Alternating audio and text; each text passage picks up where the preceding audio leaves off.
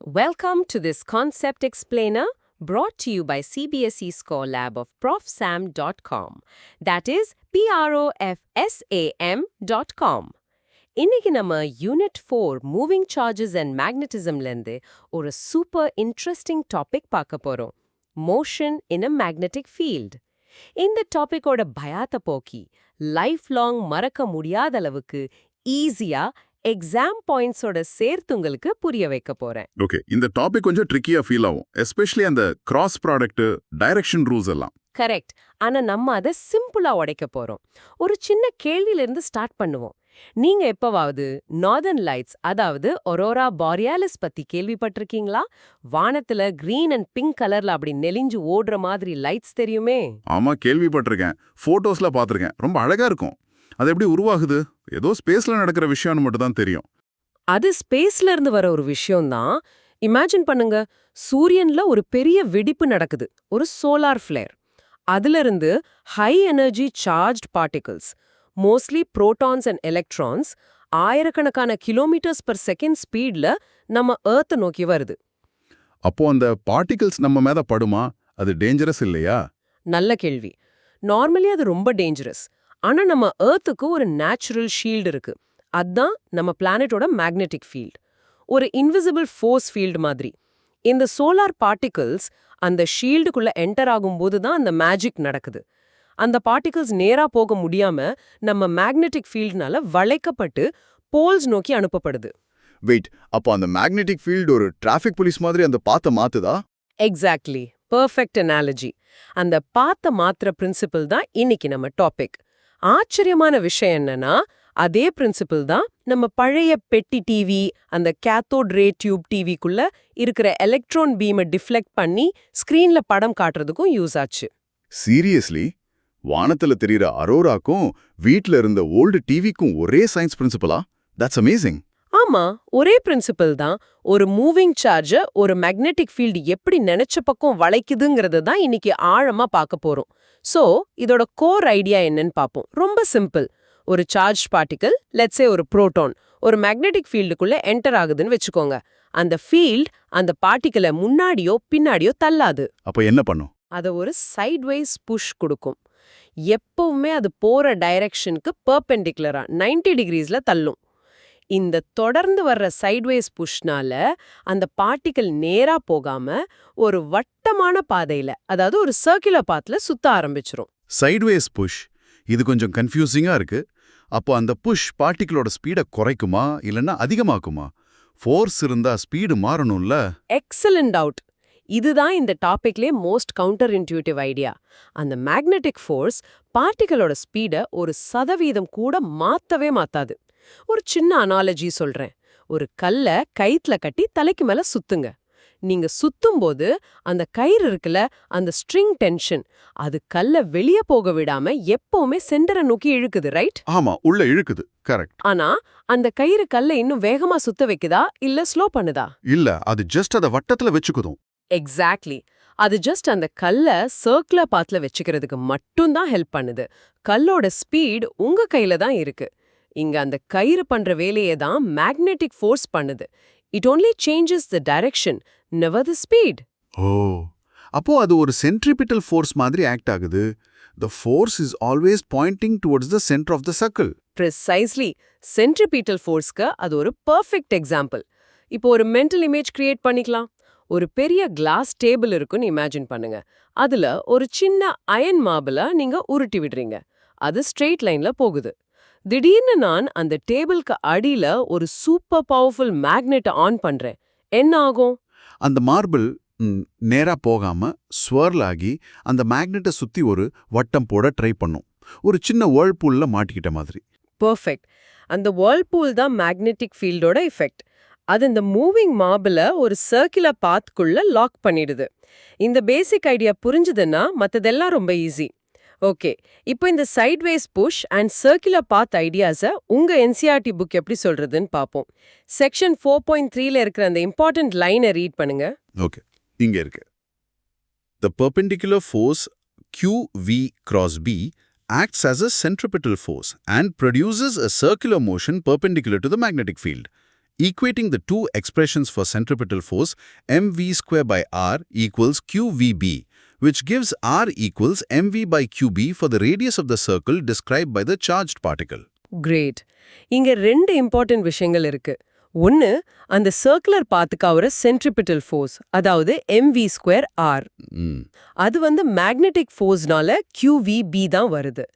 அதை வச்சு தான் ரேடியஸ்க்கு formula r equals mv by qb derive பண்றோம். புரிஞ்சுது. பட் அந்த டெஃபினிஷன்ல perpendicular force and circular motion perpendicular to the magnetic ஃபீல்டுன்னு வருது. அது என்ன? அப்போ பார்ட்டிகிள் மேக்னெட்டிக் ஃபீல்டுக்கு பேரலா போனா என்ன ஆகும்? இல்லைன்னா ஏதாவது ஆங்கிள்ல போனா? இப்போதான் நம்ம இன்னும் டீப்பா போக போறோம். நீங்க கேட்டது ரொம்ப கரெக்டான கேள்வி. மேக்னெட்டிக் ஃபோர்ஸ்க்கு ஒரு கண்டிஷன் இருக்கு. அது எப்பவுமே வெலாசிட்டியோட பெர்பெண்டிகுலர் காம்போனன்ட் மேல தான் ஆக்ட் ஆகும். parallel காம்போனன்ட்டா அது தொடவே தொடாது. அதை ஒன்றும் பண்ண முடியாது. வெலாசிட்டில ரெண்டு காம்போனண்டா? எப்படி? சிம்பிளா யோசிப்போம். ஒரு பார்ட்டிக்கல் ஒரு மேக்னெட்டிக் ஃபீல்டுக்குள்ள ஒரு ஆங்கிள்ல என்டர் ஆகுதுன்னு வச்சுக்கலாம். நம்ம அந்த பார்ட்டிகளோட வெலாசிட்டிய ரெண்டு பகுதியா பிரிக்கலாம். ஒரு பார்ட் மேக்னெட்டிக் ஃபீல்டுக்கு சரியா 90 டிகிரிஸ்ல இருக்கும். அத v பெர்பெண்டிகுலர்னு சொல்லுவோம். இன்னொரு பார்ட் மேக்னெட்டிக் ஃபீல்டோட டைரக்ஷன்லயே, அதாவது பேரலலா போகும். அத v parallelனு சொல்லுவோம். ஓகே.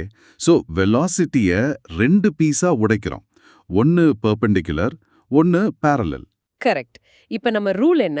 மேக்னெட்டிக் ஃபீல்ட் எந்த காம்பனன்ட்ட மட்டும்தான் அஃபெக்ட் பண்ணும்? The perpendicular one, v perpendicular. Super. அப்ப அந்த v பெர்பெண்டிகுலர்னால பார்ட்டிகிள் என்ன பண்ணும்? நம்ம பார்த்த மாதிரி அது ஒரு சர்க்குலர் மோஷன்ல சுத்த ஆரம்பிக்கும். பெர்ஃபெக்ட். ஆனா அந்த v parallel காம்பனன்ட்ட மேக்னெட்டிக் ஃபீல்ட் எதுவும் பண்ணுமா? நீங்க சொல்றத பார்த்தா பண்ணாது. அது அன்டிஸ்டர்ப்டா இருக்கும். எக்ஸாக்ட்லி. சோ அந்த parallel velocity பார்ட்டிகிளை முன்னாடி கொண்டு போய்கிட்டே இருக்கும். இப்ப இந்த ரெண்டு மோஷனையும் ஒன்னா சேருங்க. ஒரு மோஷன் பார்ட்டிகிளை வட்டமா சுத்த வைக்குது. அதே நேரத்துல இன்னொரு மோஷன் அதை நேரா முன்னாடி இழுத்துக்கிட்டு போகுது. உங்களுக்கு என்ன ஷேப் கிடைக்கும்? ஒரு வட்டம் முன்னாடி மூவ் ஆகிட்டே இருந்தா ஒரு ஸ்ப்ரிங் மாதிரி வரும்ல, ஒரு ஸ்பைரல். எக்ஸாக்ட்லி. ஒரு ஹெலிக்கல் பாத். ஒரு காக் ஸ்க்ரூ எப்படி சுத்திக்கிட்டே முன்னாடி போகுதோ அதே மாதிரி அந்த சார்ஜ்ட் பார்ட்டிகிள் ஸ்பைரல் ஆகி போகும். இப்ப நம்ம இன்ட்ரோல பேசின அரோரா போரியாலிஸோட கனெக்ட் பண்ணுங்க. சூரியன்ல இருந்து வர்ற அந்த சார்ஜ்ட் பார்ட்டிகிள்ஸ் நம்ம எர்த்தோட மேக்னெட்டிக் ஃபீல்டுக்குள்ள என்டர் ஆகும்போது அதுங்களோட வெலாசிட்டிக்கு பெர்பெண்டிகுலர் அண்ட் parallel காம்பனன்ட்ஸ் இருக்கும். சோ அந்த பெர்பெண்டிகுலர் காம்போனன்ட் அதை சர்க்கிள்ல சுத்த வைக்குது. அந்த parallel காம்போனன்ட் அது மேக்னெட்டிக் ஃபீல்ட் லைன்ஸோட டைரக்ஷன்லயே கொண்டு போகுது. அதனால தான் அது ஸ்பைரல் பண்ணி போல்ஸுக்கு போகுதா? You got it. அந்த ஸ்பைரல் பாத்ல போகும்போது அது நம்ம அட்மாஸ்பியர்ல இருக்கிற ஆக்சிஜன் அண்ட் நைட்ரஜன் ஆட்டம்ஸ் மேல மோதி அந்த ஆட்டம்ஸை எக்ஸைட் பண்ணி க்ளோ பண்ண வைக்குது. அதுதான் நம்ம பார்க்குற அந்த அழகான green and pink lights. So it's a giant helical light show in the sky. Wow, இப்போ அந்த கனெக்ஷன் புரியுது. It's not just a random light, it's physics in action. Okay, everything is clear so far? This concept explainer is from profsam.com. That is profsam.com. இப்போ ஒரு சின்ன example பார்ப்போம். ஒரு proton இருக்குன்னு வச்சுக்கோங்க. அதோட charge Q and mass M நமக்கு தெரியும். அது 3 × 10⁶ ms வெலாசிட்டில ஒரு 0.1 டெஸ்லா மேக்னெட்டிக் ஃபீல்டுக்கு பெர்பெண்டிகுலரா போகுது. அது சுத்துற அந்த சர்க்குலர் பாத்தோட ரேடியஸ் என்னவா இருக்கும்? Okay. Formula r is equal to mv/qb. So r is equal to 1.67 into 10⁻⁻27 kg into 3 into 10⁶ ms, 1.6 into 10⁻⁻19 கூலம், 0.1 t. இப்போ இதுல நம்பர்ஸை வச்சு கால்குலேட் பண்ணணும். கரெக்ட். அப்படி கால்குலேட் பண்ணா உங்களுக்கு ஆன்சர் அரவுண்ட் 0.314 மீட்டர்ஸ், அதாவது 31.4 சென்டிமீட்டர் வரும். யோசிச்சு பாருங்க. கண்ணுக்கு தெரியாத ஒரு சின்ன புரோட்டான் அந்த மேக்னெட்டிக் ஃபீல்டுக்குள்ள போனா ஒரு அட்டஸ்கேல் அளவுக்கு பெரிய வட்டம் போடும். இந்த பிரின்சிபலை தான் பார்ட்டிகல்ஸை ஆக்சிலரேட் பண்ற சைக்ளோட்ரான்ல யூஸ் பண்றாங்க. அதை நம்ம அடுத்த டாபிக்ல டீட்டெயிலா பார்ப்போம். 31.4 centimeter. That's a huge circle for a tiny particle. Okay, இது வரைக்கும் கான்செப்ட் நல்லா புரிஞ்சது. ஆனா இதுக்கு தான் நிறைய ஸ்டூடெண்ட்ஸ் எக்ஸாம்ல தப்பு பண்றாங்க. 2 ஆபத்தான மிஸ்கன்செப்ஷன்ஸ் இருக்கு. அதை நாம இப்போ கிளியர் பண்ணிக்கலாம். முதலாவது ராங் ஐடியா. மேக்னெட்டிக் ஃபீல்டுக்குள்ள போனா சார்ஜ்டு பார்ட்டிகளோட ஸ்பீட் அதிகமாகும் இல்லனா குறையும்னு நினைக்கிறது. இது எனக்கு வந்த டவுட் தான். ஃபோர்ஸ் இருந்தா ஆக்சிலரேஷன் இருக்கணும். ஆக்சிலரேஷன்னா ஸ்பீட் சேஞ்ச் ஆகணும்ல. F = ma படிச்சிருக்கோமே. ஆமா. ஆனா F = ma ல இருக்கிற acceleration which is a vector. Accelerationனா change in velocity. Velocityக்கு ரெண்டு விஷயம் இருக்கு. Speed and direction. இங்க magnetic force எப்பவுமே velocityக்கு perpendicular-ஆ இருக்கிறதுனால அது direction-அ மட்டும்தான் மாறும். ஸ்பீட தொடாது. பிசிக்ஸ்ல சொல்லணும்னா the force does no work. work பண்ணலைனா kinetic energy மாறாது.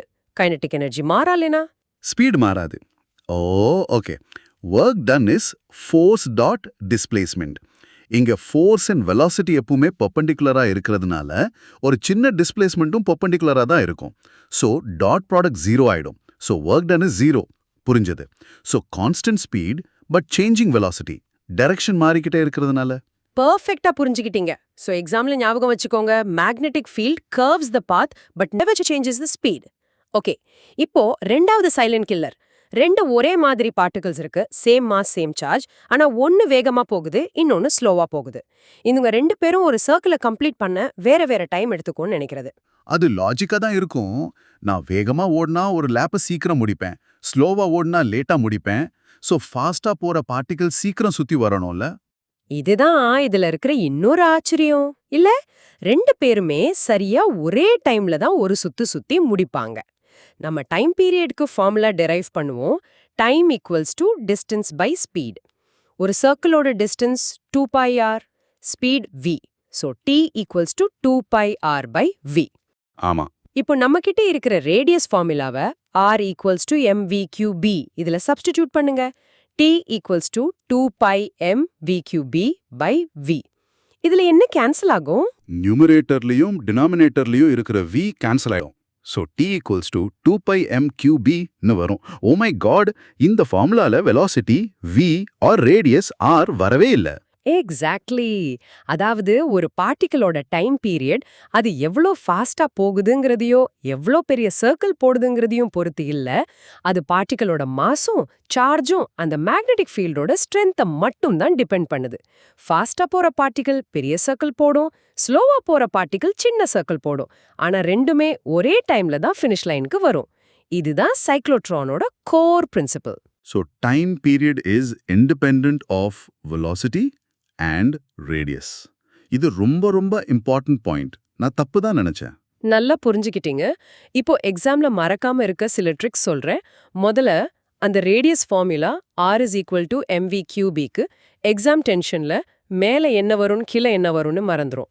இதுக்கு ஒரு சிலி மினாமினிக் ரோமியோ விக்டர் குபெக் பிராவோன்னு ஞாபகம் வச்சுக்கோங்க. RVQB. Romeo Victor Quebec Bravo. இது நல்லா இருக்கு, மறக்காது. ரெண்டாவது ஒரு கேட்சி ஃப்ரேஸ். ரேடியஸ் எப்போ பெருசாகும் எப்போ சின்னதாகும்னு யோசிக்கிறதுக்கு. Heavier faster weaker field bigger circles, lighter slower stronger field tighter circles. ஃபார்முலால நியூமரேட்டர்ல இருக்கிறவங்க, அதாவது மாஸ் வெலாசிட்டி அதிகமான ரேடியஸ் அதிகமாகும். ஓகே. டினாமினேட்டர்ல இருக்கிறவங்க சார்ஜ் அண்ட் ஃபீல்ட் அதிகமான ரேடியஸ் குறையும். Heavier faster weaker field gives bigger circles. Okay, that makes sense. மூணாவது ஒரு பிசிக்கல் ஜெஸ்டர். டைரக்ஷன் கண்டுபிடிக்கிறதுக்கு நம்ம Fleming's left hand rule use பண்ணுவோம், அது தெரியும். ஆனா பாசிட்டிவ் சார்ஜோட சர்க்குலர் பாத்க்கு உங்க ரைட் ஹேண்டை எடுத்துக்கோங்க. உங்க தம்ப மேக்னெட்டிக் ஃபீல்ட் பி டைரக்ஷன்ல வச்சுட்டு உங்க விரலகல, அதாவது ஃபிங்கர்ஸை கர்ல் பண்ணுங்க. அந்த கர்ல் பண்ற மோஷன் தான் பாசிட்டிவ் சார்ஜோட சர்க்குலர் பாத் டைரக்ஷனா இருக்கும். Oh, right hand thumb for field, fingers for circular path of positive charge. Okay, I'll remember this. Super. So இன்னைக்கு நம்ம பார்த்ததுல இருந்து 3 மோஸ்ட் இம்பார்ட்டன்ட் எக்ஸாம் சேஃப் பாயிண்ட்ஸை சம்மரைஸ் பண்ணிடலாம். Okay. பாயிண்ட் 1. ஒரு சார்ஜ்ட் பார்ட்டிகிள் ஒரு யூனிஃபார்ம் மேக்னெட்டிக் ஃபீல்டுக்கு பர்பெண்டிகுலரா என்டர் ஆனா அது கான்ஸ்டன்ட் ஸ்பீட்ல ஒரு சர்க்குலர் பாத்ல டிராவல் பண்ணும். ஆனா வெலாசிட்டி மாறிக்கிட்டே இருக்கும், பிகாஸ் டைரக்ஷன் மாறுது. Right. பாயிண்ட் 2. அந்த சர்க்குலர் பாத்தோட radius formula r is equal to mv by bq. Radius பார்ட்டிகிளோட மொமெண்டம்க்கு directly proportional and charge q and field strength b-க்கு inversely proportional. Okay. பாயிண்ட் 3. அதோட time period formula T is equal to 2 pi mb q mu b. இது ரொம்ப முக்கியம். Because time period பார்ட்டிகிளோட ஸ்பீடை depend பண்ணி இருக்காது. இதுதான் சைக்ளோட்ரான் ஒர்க் ஆகிறதுக்கு காரணம். Clear. Circular path, radius formula, and time period is independent of speed. இந்த மூணும் தான் core. எக்ஸாக்ட்லி. இந்த கோர் கான்செப்ட்ஸை வச்சு தான் நம்ம சைக்ளோட்ரான்லேருந்து மாஸ் ஸ்பெக்ட்ரோமீட்டர் வரைக்கும் நிறைய அப்ளிகேஷன்ஸை புரிஞ்சுக்க போறோம். ஸோ உங்களுக்கு இப்போ புரிஞ்சிருக்கும் ஃபிசிக்ஸ்ல ஒரு ஃபார்முலாக்கு பின்னாடி எவ்வளோ பெரிய அழகான ஐடியா இருக்குன்னு. ஆமா, அரோரா பொரேலியஸ்ல ஸ்டார்ட் பண்ணி சைக்ளோட்ரான் வரைக்கும் ஒரே ஐடியா கனெக்ட் ஆகிறது ரொம்ப இன்ட்ரெஸ்டிங்கா இருக்கு. தேங்க்ஸ். இப்போ இந்த கான்செப்ட் மேல இருந்த பயம் போச்சு. That's the goal. 12 CBSE Physics, Chemistry and Mathsல maximum marks எடுக்க profsam.com visit பண்ணுங்க. That is PROF SAM, right? Yes, profsam.com. Keep learning and we'll connect in the next explainer.